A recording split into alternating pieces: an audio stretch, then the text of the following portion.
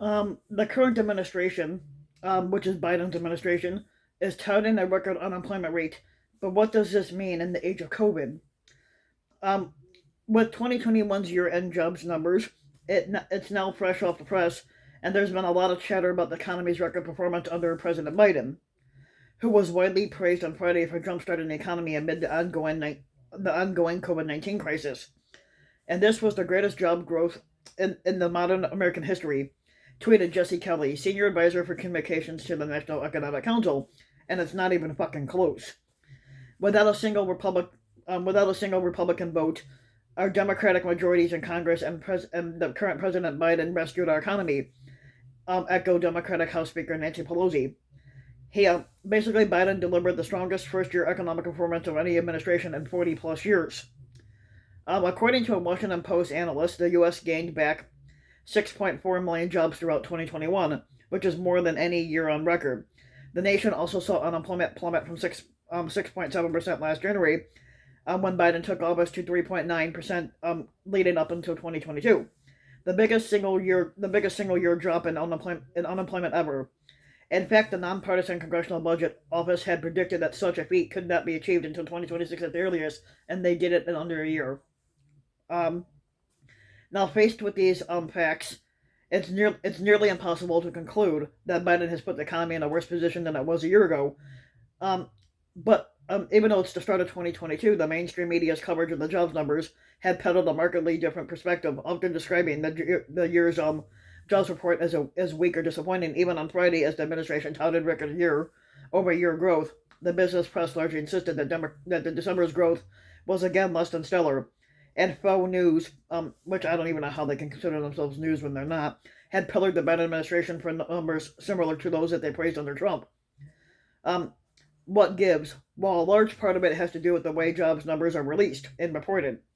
On the first Friday of every month, the Department of Labor releases a report of the previous month's performance metrics, which includes job growth, wage growth, and unemployment. Now, however, these numbers are intermittently revised throughout the following weeks. As MSNBC's Steve Bannon noted in June, the preliminary tally underreported the jobs totals by 112,000 in June.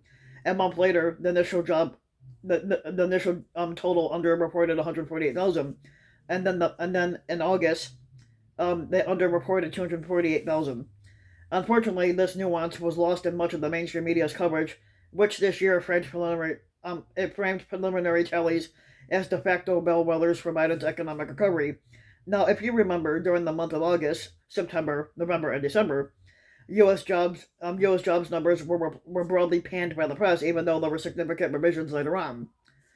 For example, September's initial count showed 194,000 jobs added, and the Post noted a month later this number went up to 312,000.